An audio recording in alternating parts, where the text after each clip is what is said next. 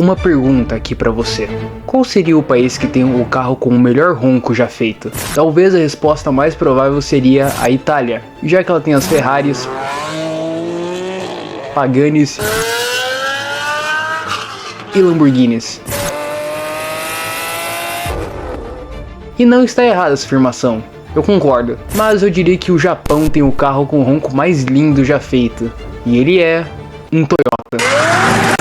Mas calma, é bem diferente. A mesma marca que é conhecida por fazer carros de cidadão comum, como um Corolla, Hilux, Etios e etc., também é responsável pela criação desse carro cuja definição é o rugido de um anjo. Mas sim, esse carro não é só um super carro com ronco sinfônico que deu prejuízo, e ele foi responsável pela ascensão dos esportivos atuais da Gazoo Racing, e que carregam um pequeno pedaço da alma de um V10 que grita: This is what happens when you tell Lexus engineers to stop making quiet, dull saloons for people who play golf. Let off the leash, they go mad and make this the LFA.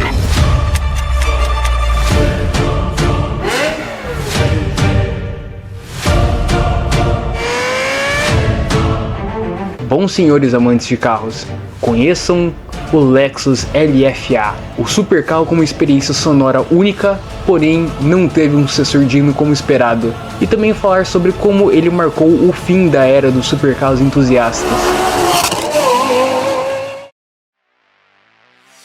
A Lexus foi fundada em 1989 pela Toyota como uma divisão de luxo. O que seria seu principal objetivo era criar veículos com base da Toyota, mas trazer um alto desempenho, deixar mais luxuoso e criar uma confiabilidade para competir com marcas europeias premium, como as marcas alemãs, por exemplo, que inicialmente miravam no mercado norte-americano, com o desafio de desenvolver o melhor carro de luxo do mundo, o que resultou no lançamento do primeiro carro da marca, o sedã LS400. O LS400 revolucionou o segmento de luxo com mais de 300 inovações focadas em silêncio, suavidade e confiabilidade, o que na época superava rivais como Mercedes Classe S e BMW Série 7 em qualidade e preço. E curioso ver como a maioria dos sedãs luxuosos querem bater os dois, não é? E dá pra dizer que o LS400 foi sim à frente do tempo, em tecnologias como controle eletrônico de transmissão e suspensão adaptativa em milissegundos. O LS400 era sinceramente um carro incrível, e a Lexus conseguiu acertar muito bem em seu nascimento. Inclusive, comente se você quer um vídeo exclusivamente do LS400, explicando todo o contexto e mais detalhes sobre ele.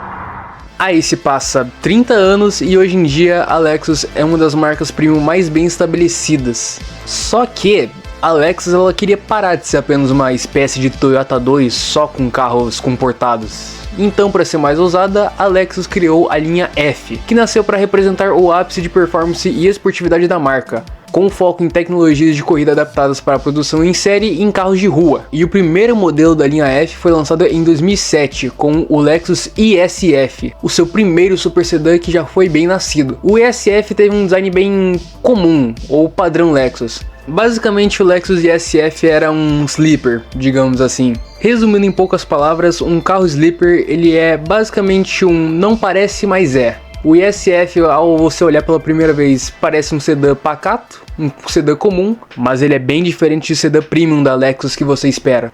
Eu gosto do design do ISF, eu acho um carro de bonito, mas a beleza real do carro é o que ele tem debaixo do capô, que é o motor 2UR GSE, que é um V8 aspirado de 5 litros que entregava 406 cavalos, ou em outras fontes até 423 cavalos, a 6.600 RPM e 50 kgfm de torque a 5.200 RPM, o que digamos que é, sim, muita coisa.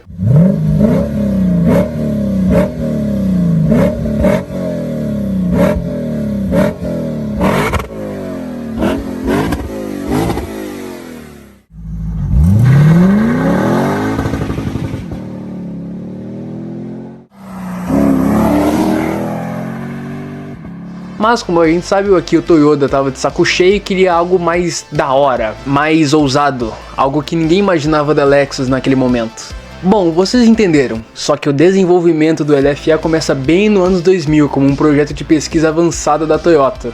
Bom, então agradeçam ao Akio Toyoda, pois ele simplesmente foi responsável por manter um projeto em pé desde o início. O projeto do LFA foi estabelecido inicialmente pela Toyota por volta de 2000 até 2003, com o codinome P280, com um foco em um supercarro de alta performance. A equipe LFA, liderada por Haruhiko Tanahashi da Lexus, iniciou do zero, priorizando o motor V10, cujo primeiro protótipo surgiu em meados de 2003. 2 anos depois, no Salão de Detroit, o conceito do LFA em 2005 foi apresentado como um estudo de design sem planos iniciais de produção, como se fosse uma nova linguagem visual da marca. Mas mal sabiam que aquele conceito marcava uma nova direção ousada da Lexus com influência da Fórmula 1.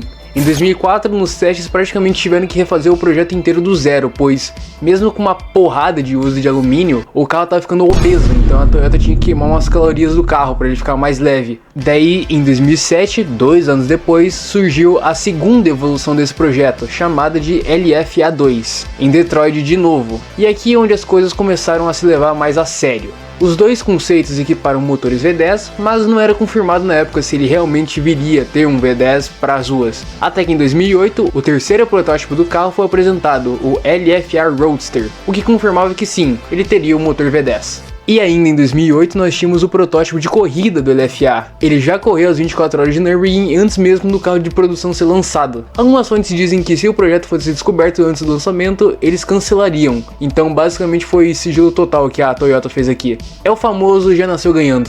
Em quesito design, eles são bem esquisitos visualmente, vamos ter que admitir. Mas já mostrava a audácia da Lexus que ela já ia propondo. Até que em 21 de outubro de 2009, no Salão de Tóquio, foi revelado o LFA de produção, em uma conferência de imprensa marcando os 20 anos da Lexus.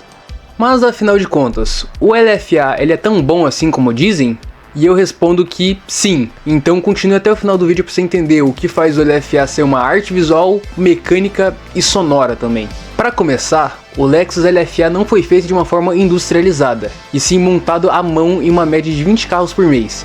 E cada motor tem a assinatura do próprio engenheiro que o montou, uma coisa até bem legal de se ver. Mas em suma, o LFA teve uma produção limitada de até 500 unidades de propósito para ser escasso. A primeira coisa que faz o LFA ser foda é o seu coração, o motor 1LR-GUE. Esse motor é um V10 de 4.8 litros feito pela Yamaha. Antes ela fazia apenas o cabeçote dos motores desde o 2000 GT, mas aqui não. A Yamaha teve mais liberdade para pôr a mão no motor, como os próprios pistões, bielas e até mesmo as válvulas, utilizando materiais bem mais nobres, como alumínio e titânio forjado. Realmente a Lexus estava gastando um barão de dinheiro para a criação desse carro. Além disso, o V10 ficava na posição central dianteira e era naturalmente aspirado, sem nenhum auxílio de sobrealimentação, como turbocompressores ou supercharger. O que é muito interessante, pois a construção e a forma de entregar a performance soa mais simples. Naturalmente aspirados geralmente são mais simples assim de entregar a performance. Além disso, o LFA tinha o sistema Dual VVTi, que é um duplo comando de válvulas variável,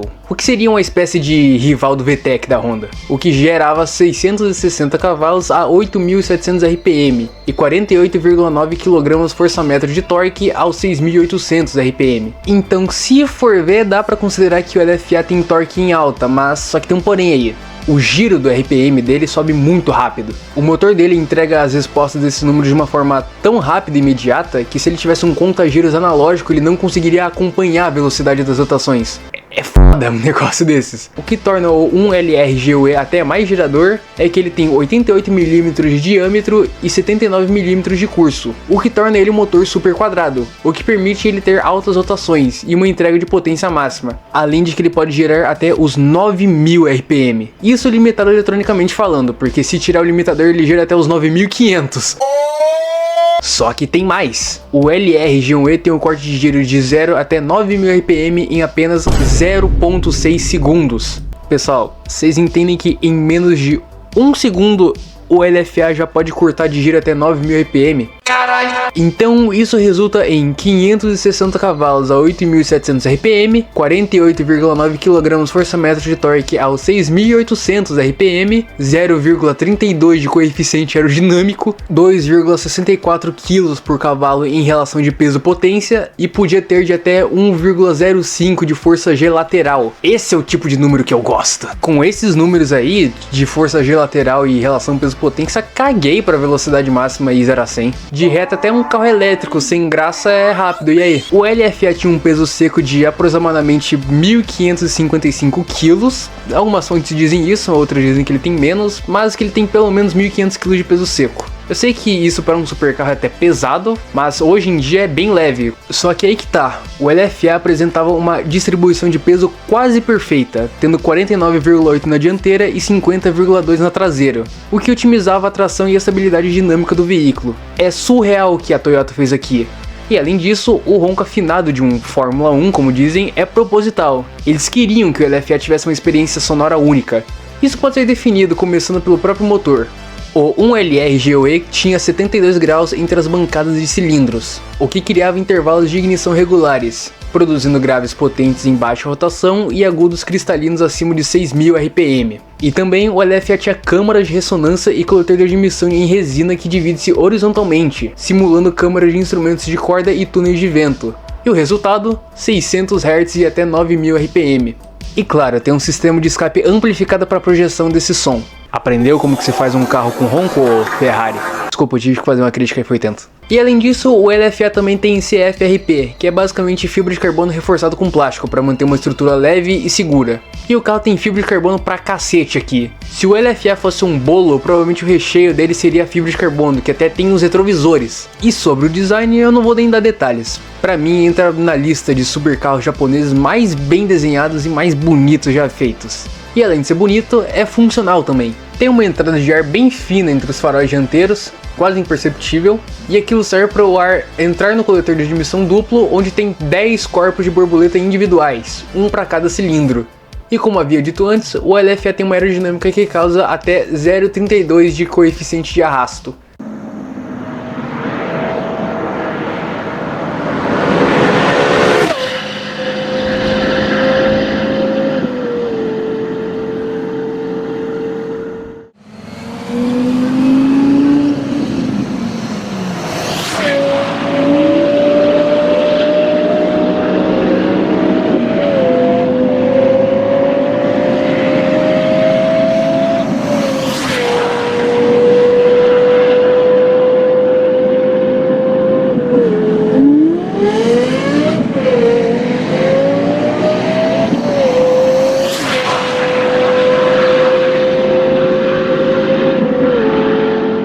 Mas algo que consegue ser melhor ainda, e obviamente não poderia deixar de citar aqui nesse vídeo, é um monstro chamado LFA Nürburgring Package. E eu fiquei surpreso com esse carro enquanto fazia a pesquisa sobre ele. A versão Nürburgring Package foi criada para celebrar o desempenho da LFA nas 24 horas de Nürburgring. Lembra que eu falei dele lá atrás? E também para oferecer aos clientes que eram mais exigentes uma versão ainda mais focada em pista, com uma produção limitada de 50 até 64 unidades produzidas. E ele teve umas mudanças até bem sutis, para não dizer que não mudou nada. Mas se você prestar atenção vai ver que ele não é um LFA comum, mas nem f***endo.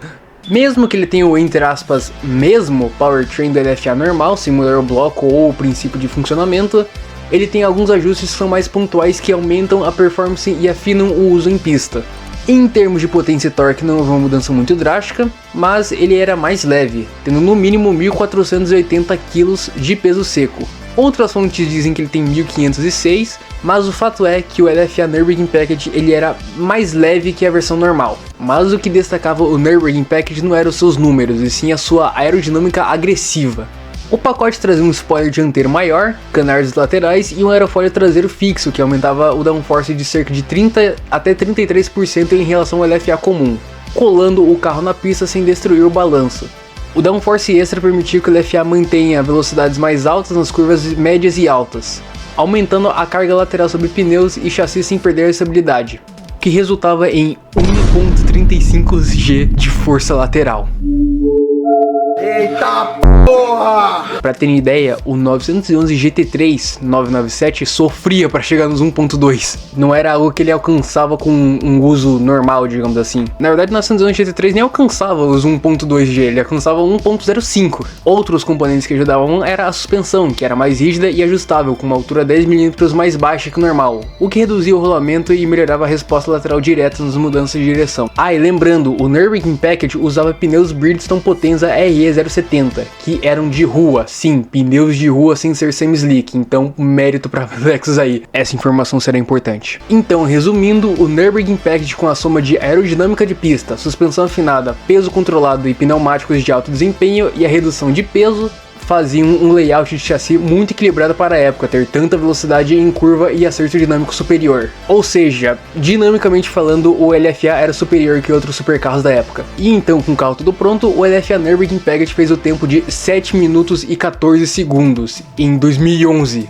Eu até tenho uma lista aqui, uma mini lista sobre os carros que ele foi mais rápido, como o Audi R8 GT com um tempo de 7:32, Pagani Zonda F Club Sport de 7:27, Nissan GT-R de 7:24 do primeiro facelift, Koenigsegg CC-R de 7:34, Chevrolet Corvette ZR1 com 7:19, Dodge Viper ACR de 7:22, Porsche 911 GT2 RS de 7:18. Então até aquele momento o LFA ele era imbatível em Nürburgring, mas daí surge o primeiro Nissan GT-R Nismo e daí acabou com o LFA, né? Enfim.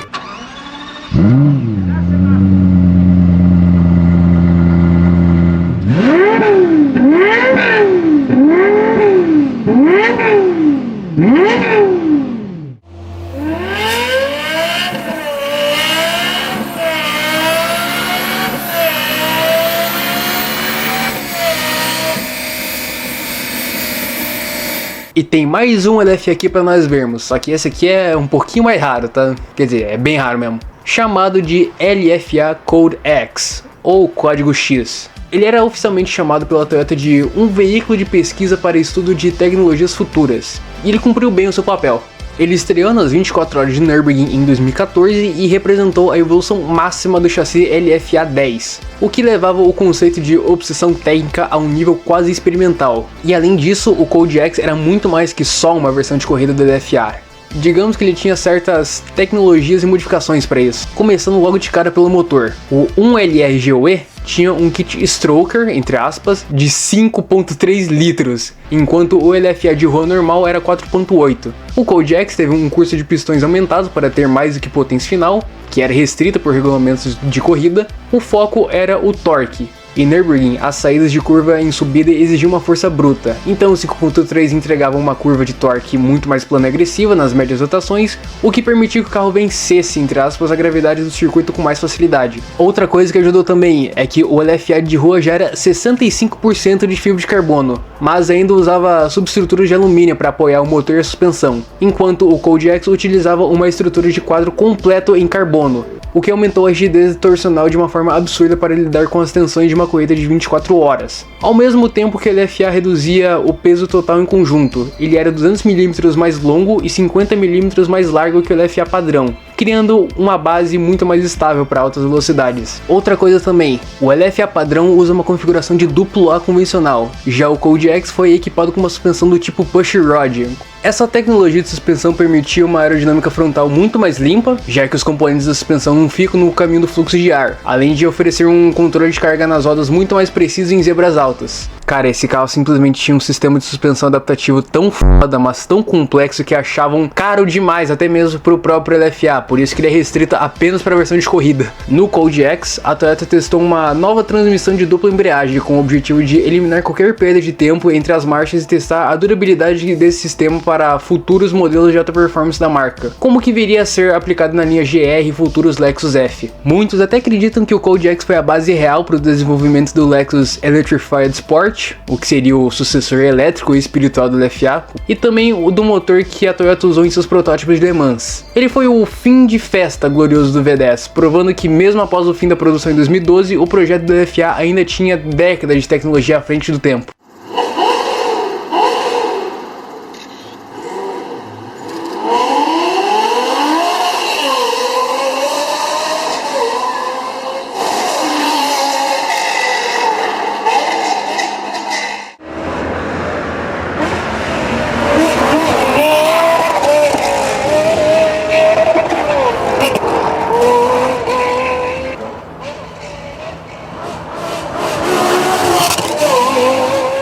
E depois que eu havia mostrado tudo isso aqui pra vocês sobre como o LFA foi revolucionário, até mesmo importante, isso fez com que o LFA fosse uma sombra desconhecida, digamos assim. E eu tenho alguns fatores no meu ponto de vista, e isso não é sobre a quantidade de pessoas que conhecem ele, sim sobre outros aspectos.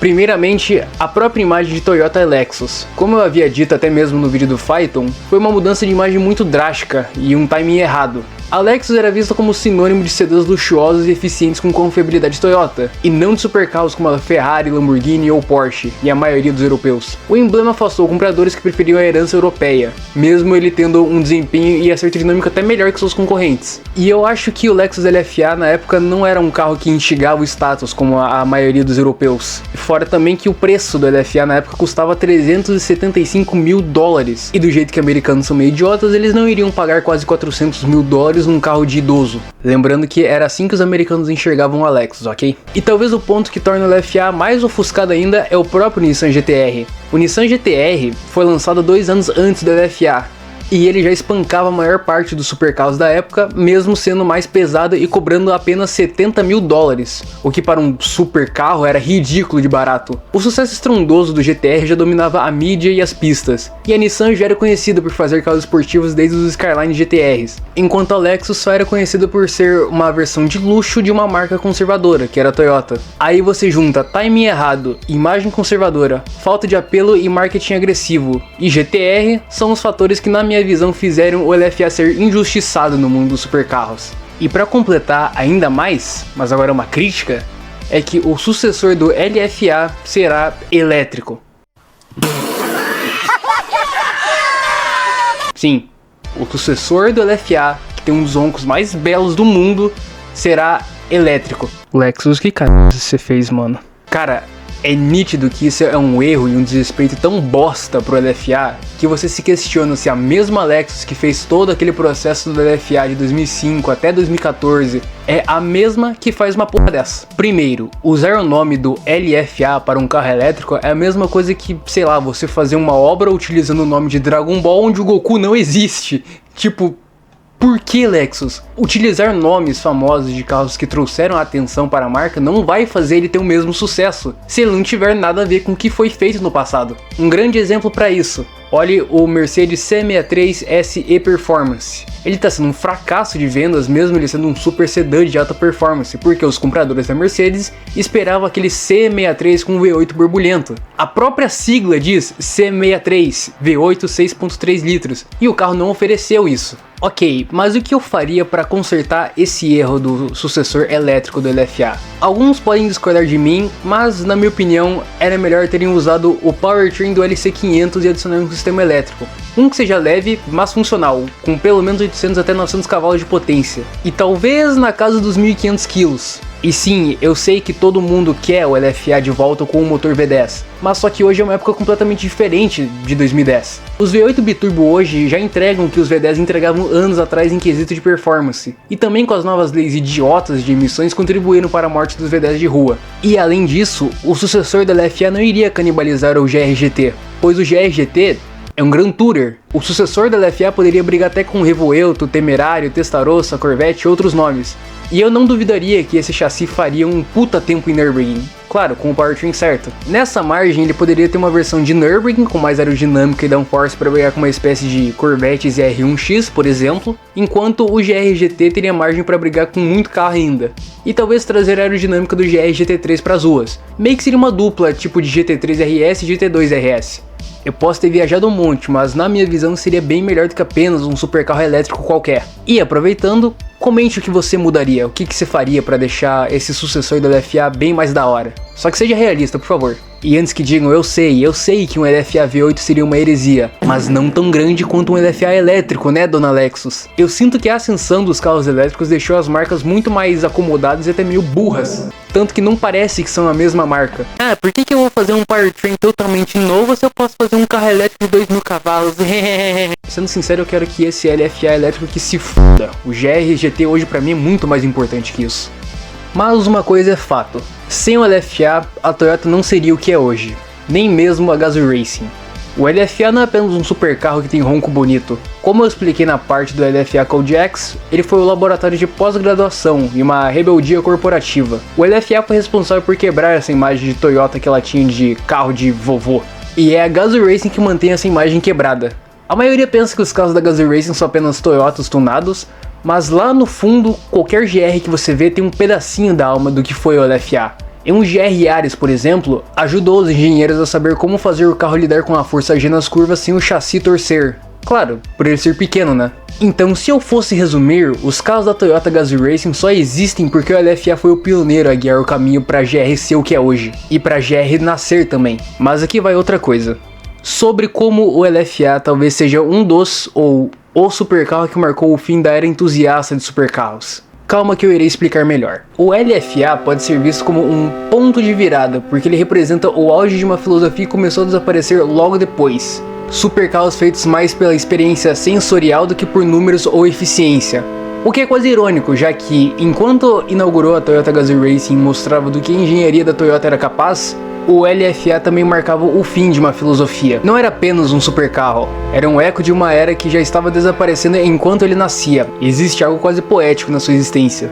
Um projeto longo, caro, insistente, movido não pela lógica, mas pela obsessão. Em um mundo que começava a se curvar à eficiência aos números, a Toyota decidiu criar algo que simplesmente apenas sentia. O LFA não foi feito para ser mais rápido no papel, nem mesmo mais racional. Ele foi feito para soar como nada antes. Um V10 que não só acelera, mas canta. Por isso seu apelido, o rugido de um anjo.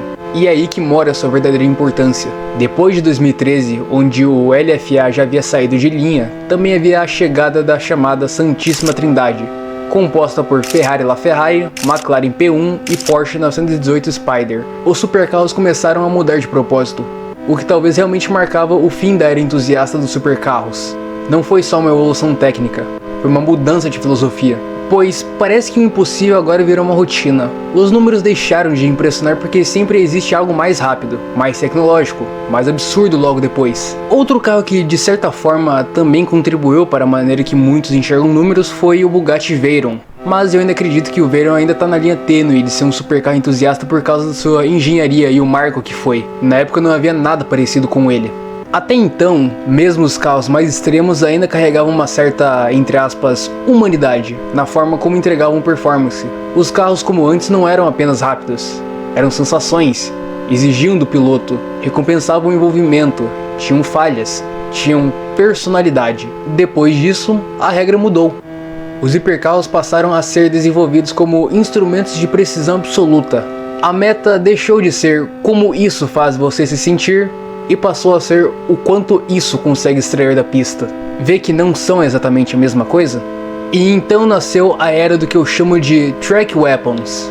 Carros como, por exemplo, o McLaren Senna, ou até versões mais extremas de modelos que já existiam, que passavam a priorizar downforce, telemetria, modos eletrônicos e eficiência aerodinâmica acima de tudo. Eu não nego que sim, são máquinas que realmente impressionam, mas muitas vezes tão perfeitas que eliminam o elemento humano da equação. Quando tudo é extremo, nada mais parece especial.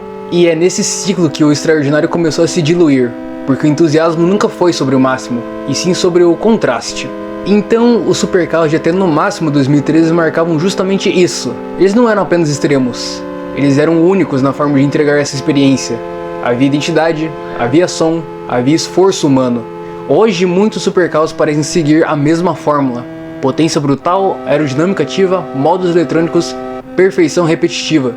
E a perfeição, quando se torna padrão, deixa de emocionar, pois quando o carro faz tudo por você, seja ele mais rápido, mais preciso, mais eficiente, ele também tira algo, o papel ativo do piloto. Claro que ainda existem exceções, como por exemplo a Gordon Murray Automotive com o T50, que resgata a leveza, o foco no motorista, o câmbio manual, quase como um manifesto contra essa era digital, e sendo sucessor do McLaren F1 também. E também temos a Pagani. Por outro lado, transforma cada carro em quase algo artesanal, emocional, único ou até imperfeito no melhor sentido. Máquinas que parecem ter sido feitas com a mais obsessão do que algoritmos. Mas e o resto? Quantos supercarros hoje são realmente lembrados pelo que fazem você sentir e não apenas pelo que conseguem fazer? Então é por isso que talvez nunca mais vai existir um carro como o LFA foi.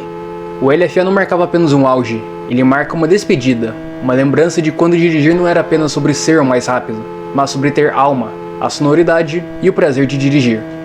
Eu sou o MX Teus, e obrigado por assistir até aqui.